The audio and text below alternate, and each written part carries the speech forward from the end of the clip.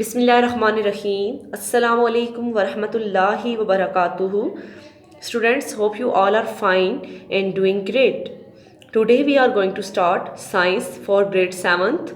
All of you open your reading textbook page number 82, unit number 7, physical and chemical changes and process. Dear students, in our previous lecture we have read and explained unit number 7. Today we are going to solve the exercise of unit number 7. So all of you open the exercise of this unit. Dear students, on page number 90 here are some few definitions. Physical change, chemical change, melting, freezing, boiling, condensation, hydrocarbons, fertilizers, polymer, monomer. Okay students, ये तमाम definitions जो यहाँ page number 90 पे मौजूद हैं इन्हें मैंने आप लोगों को ऑलरेडी एक्सप्लेन कर दिया। आप लोगों ने इन डेफिनेशंस को एक दफ़ा और अच्छे से प्रिपेयर करना है, ये एमसीक्यूज़ के लिहाज से भी इम्पॉर्टेंट है। Okay, work it out, look at the picture and right what process is happening in it. Okay students, आपने इन पिक्चर्स को गौर से देखना है और आप लोगों ने खुद लिखना है कि कौन सा प्रोसेस हो रहा है। कंडेंसेशन हो रही है, बॉइलिंग हो रही है, मेल्टिंग हो रही है या फिर फ्रीजिंग। ओके, जो भी प्रोसीजर होगा उसको आपने यहाँ पर लिखना है। ओके स्टूडेंट्स, चैप्टर की एक्सरसाइज की तरफ आएंगे। सबसे पहले आपके पास क्वेश्चन है, answer the following questions briefly. Okay, first question आपके पास,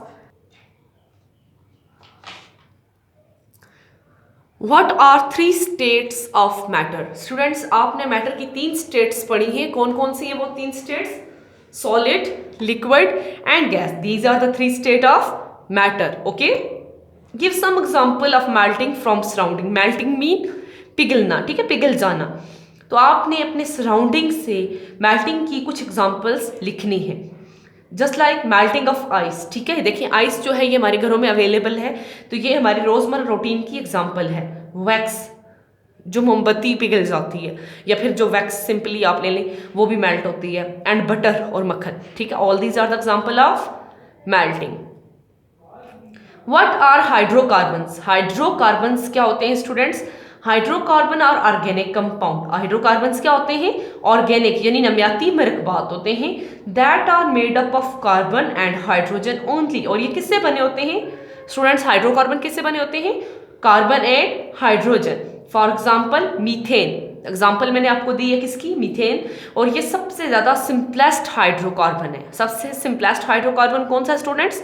methane. And the formula of methane is CH4। Okay, where do we use the hydrogenation process? Hydrogenation is a chemical process. It is used, देखिए students, hydrogenation सबसे पहले हमें पता होना चाहिए physical process है या फिर केमिकल प्रोसेस है। So hydrogenation is a chemical process. ये हाइड्रोजिनेशन एक केमियाई अमल है।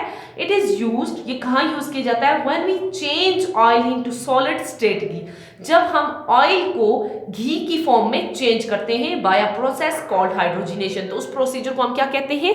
हाइड्रोजिनेशन। और आपको पता है स्टूडेंट्स, हाइड्रोजिनेशन जो है हाइड्रोजन की प्रेजेंस में होती है और निकल एज अ कैटालिस्ट एक्ट करता है। कैटालिस्ट का मतलब आपको पता है कि ऐसा ये वो कंपाउंड होता है जो किसी भी केमिकल रिएक्शन को स्पीड अप करने की सलाहियत रखता है। सो हाइड्रोजिनेशन के प्रोसीजर में निकल एज अ कैटालिस्ट एक्ट करेगा।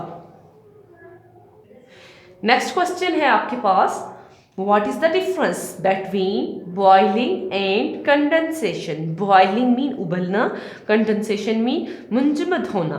तो आपने इसकी एग्जांपल्स भी देनी है। सबसे पहले हम बॉइलिंग को देखते हैं। The change of a liquid into gas। देखिए स्टूडेंट्स, बॉइल मीन उबलना। जब लिक्विड गैस में चेंज हो जाएगा, आपको मैं एग्जांपल दूं वाटर की। देखिए स्टूडेंट्स, जब आप पानी को बॉइल करते हैं तो वो किस फॉर्म में चेंज होता है? गैस फॉर्म में, क्योंकि उसमें छोटे छोटे बबल्स बन रहे होते हैं। तो जब लिक्विड गैस में चेंज हो जाएगा, जब हम उसको टेम्परेचर देंगे तो उसे हम क्या कहेंगे?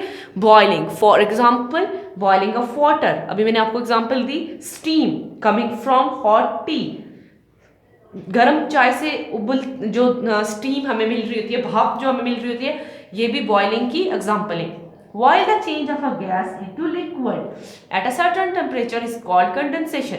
But जब गैस लिक्विड में चेंज होगी, जस्ट लाइक अगर आप इस उबले हुए पानी को ठंडा करेंगे तो ये लिक्विड फॉर्म में, गैस से किस फॉर्म में चली जाएगी?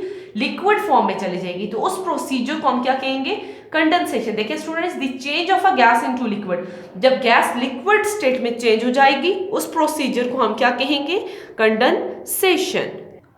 ड्यू फॉर्मेशन मीन शबनम के कतरों का बनना, ड्यू मीन शबनम के कतरे। Differentiate between thermoset and thermoplastic. Students देखें, थर्मोसेट्स क्या होते हैं, थर्मोसेट्स और that plastic that can not be moulded on reheating. देखें थर्मोसेट और थर्मोप्लास्टिक दोनों क्या है, प्लास्टिक की टाइप्स हैं, बट जो थर्मोसेट्स प्लास्टिक हैं स्टूडेंट, इनको हम जब हीट देंगे तो ये मुड़ेंगे नहीं, मोल्डेड मीन मुड़ जाना, तो हीट देने के बाद भी ये मुड़ेंगे नहीं। While thermoplastic can be moulded again and again on heating, जबकि अगर हम थर्मोप्लास्टिक को हीट देंगे तो वो बार बार मुड़ते रहेंगे। थर्मोसेट में मोल्डिंग नहीं होगी जबकि थर्मोप्लास्टिक में मोल्डिंग हो सकती है। Okay, answer the following questions in detail. Long questions है स्टूडेंट्स इसी यूनिट के। What do you know about plastic, how are they formed, plastic के बारे में आप क्या जानते हैं और ये कैसे बनते हैं। The word plastic is derive from the Greek word. देखिए स्टूडेंट्स, आपको पता है कि जो वर्ड प्लास्टिक है वो ग्रीक वर्ड, यूनानी जबान के लफ्ज प्लास्टिकोस से निकला है और इसका मतलब क्या है, meaning fit for moulding. Meaning मतलब क्या है इसका, फिट फॉर मोल्डिंग, यानी मोड़ने के लिए ये बेहतरीन आपके पास मटेरियल है। Plastic are man made material, plastic man made material students, इनको इंसानों ने बनाया है। It is made from hydrocarbon, किससे बनी है प्लास्टिक, हाइड्रोकार्बन से, by a process called fractional distillation. देखिए स्टूडेंट, प्लास्टिक जो है एक प्रोसीजर के तहत बनाता है हाइड्रोकार्बन से, और उस प्रोसीजर को हम क्या कहते हैं, fractional distillation. Hydrocarbon include oil, natural gas, petroleum, coal, cellulose etc are heated and condensed at different temperature। Okay students, मैं आपको यहाँ स्टार्ट से अगेन एक दफ़ा समझा रही हूँ। आपको पता है कि जो वर्ड प्लास्टिक है वो यूनानी ज़बान के लफ्ज़ प्लास्टिकोस से निकाला गया है और इसका मतलब क्या है कि ये मटेरियल इजीली मुड़ सकता है। इसके अलावा प्लास्टिक जो है वो मेन मेड मटेरियल्स होते हैं, इनको हाइड्रोकार्बन से बनाया जाता है एक प्रोसीजर के तहत, और उस प्रोसीजर को हम क्या कहते हैं, फ्रैक्शनल डिस्टिलेशन।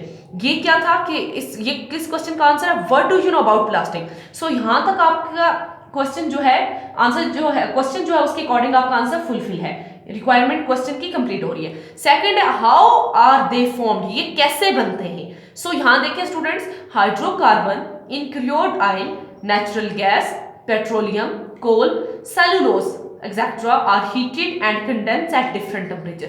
ये जितने भी मटेरियल यहाँ पर दिए गए हैं इनको हीट किया जाता है और उसके बाद डिफरेंट टेम्परेचर के ऊपर उसको कंडेंस किया जाता है। Bunch of simpler hydrocarbon is obtain from this process, उसके बाद आपको सिंपल हाइड्रोकार्बन की एक बंच मिलेगी which is then use to make different type of plastic, और उसके बाद उस बंच को यूज करते हुए आप डिफरेंट टाइप के प्लास्टिक बना सकते हैं। ओके, नेक्स्ट क्वेश्चन आपके पास, what adverse effect do fertilizers have on the environment। Okay students, fertilizer के कौन कौन से एडवर्स इफेक्ट हैं जो कि एनवायरनमेंट के ऊपर होते हैं। सो आप लोग text book page number 87 open करेंगे। पेज नंबर 87 के ऊपर देखें, effects of fertilizers on environment. Excessive use of fertilizer has adverse effect on the environment, some of them are as follow. Okay, आपने ये लिखने हैं। They can pollute water if they reach canals and stream through runoff। Okay, ये सबसे पहले हमारी नदी, नालों और कैनाल्स का जो वाटर है उसको आलूदा करते हैं। The amount of oxygen reduced in water due to presence of large amount of fertilizers। देखिए, जब फर्टिलाइजर की मकदार ज्यादा होगी तो पानी में से ऑक्सीजन की कमी हो जाएगी। Oxygen depletion result in the death of aquatic animals. अब जब ऑक्सीजन की कमी हो जाएगी, ऑक्सीजन डिप्लेट हो जाएगी, तो उसके नतीजे में पानी के अंदर रहने वाली जो हमारी एक्वेटिक लाइफ है वो भी मर जाएगी। ठीक है, क्योंकि ऑक्सीजन की कमी से वो मर जाएंगे। पेज नंबर 88 पे मूव करें students. The use of fertilizer is also a source of air pollution. अब देखिए, फर्टिलाइजर का अगर हम बहुत ज्यादा इस्तेमाल करेंगे तो उससे हवा की आलूदगी भी होगी। Nitrogen in fertilizer release greenhouse gases in the atmosphere. अब आपको पता है कि फर्टिलाइजर की जो इंपॉर्टेंट कंपोनेंट है नाइट्रोजन भी उनमें से एक है। जब नाइट्रोजन की मकदार फर्टिलाइजर ज्यादा होंगे तो जो नाइट्रोजन फर्टिलाइजर के अंदर है वो एटमॉस्फेयर के अंदर ग्रीन हाउस गैसेज भी प्रोड्यूस करेगी। उसके बाद पॉइंट, इस पॉइंट को आप क्रॉस कर दें, बेशक ना लिखें। Solar acidification is also caused by excessive use of fertiliser. इस पॉइंट को यहां तक आप लिख लें। लास्ट आपके पास air and water burn nitrogen from fertiliser cause several respiratory and cardiac diseases in humans. Okay student, ये आपके लॉन्ग क्वेश्चन 2 का आंसर आपने नोटबुक पे एज इट इज लिखना है। उसके बाद नेक्स्ट क्वेश्चन है आपका differentiate between reversible and irreversible reaction. Okay students, अब आपका लास्ट क्वेश्चन कौन सा है? आपने रिवर्सिबल और इरिवर्सिबल रिएक्शन के दरमियान जो डिफरेंस है वो आपने बताने हैं, और ये आपकी टेक्स्ट बुक पेज नंबर 86 के ऊपर। Okay, all of you open you are reading text book page number 86। Student page number 86 के ऊपर ये देखिए टेबल, यहाँ पर आपके पास कंप्लीटली क्या physical and chemical change. Physical change is called reversible change and chemical change is called irreversible change. So आपने इसी तरह इसकी करैक्टरिस्टिक्स लिखनी है। फिर इस ऊपर यहाँ पर फिजिकल की बजाय आप क्या लिख लीजिएगा? रिवर्सिबल चेंज, और केमिकल की जगह लिख लीजिएगा इरिवर्सिबल चेंज। देखिए मैं लिख रही हूँ यहाँ पर, देखें आपने एज इट इज लिख लेना है। फिजिकल के बजाय यहाँ पर रिवर्सिबल चेंज लिख लेना है, और केमिकल के बजाय इरिवर्सिबल चेंज आपने लिख लेना है। डेफिनेशन में देखें स्टूडेंट्स, चेंज इन फॉर्म, तो फिजिकल जो चेंज है उसकी फॉर्म चेंज हो जाएगी, change in form and composition, जबकि केमिकल चेंज में कंपोजिशन भी चेंज होगी, फिजिकल में उसकी कंपोजिशन कभी भी चेंज नहीं होती। Reversibility, reversible, irreversible. देखें अब चूंकि हम क्वेश्चन ही हमारा क्या है, differentiate between reversible and irreversible, so आप रिवर्सिबिलिटी वाला पॉइंट बेशक ना लिखें।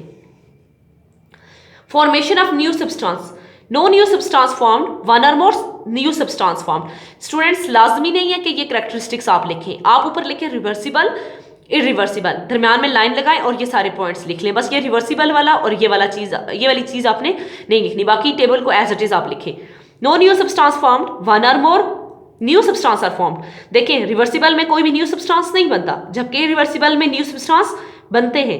टेम्पोररी होता है, रिवर्सिबल रिएक्शन जो होगा वो टेम्पोररी होगा, उसको हम फौरन से चेंज कर सकते हैं, और ये इरिवर्सिबल रिएक्शन जो है परमानेंट है।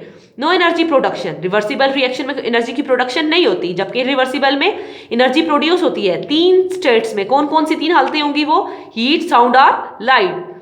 Change in shape and size, reversible reaction जो है इनकी शेप और इनका साइज चेंज होता है। Irreversible change in size, shape as well as composition, जबकि यहाँ पर इनकी कंपोजिशन भी चेंज हो रही है। Freezing of water, melting of candle, etc. are the example of reversible reaction, while burning of wood, rusting of iron are the example of irreversible reaction. Okay students, page number 91, choose the correct option, question number 3। Okay students, आपने इस question को अपनी text book के ऊपर solve करना है। चूंकि हमने इस चैप्टर को बहुत अच्छे से एक्सप्लेन किया है, सो आप इजीली इन एमसीक्यूज को कर सकते हैं। पेज नंबर 92 पे मूव करें स्टूडेंट्स। यहाँ पर है question number 4, write T for true and F for false statement.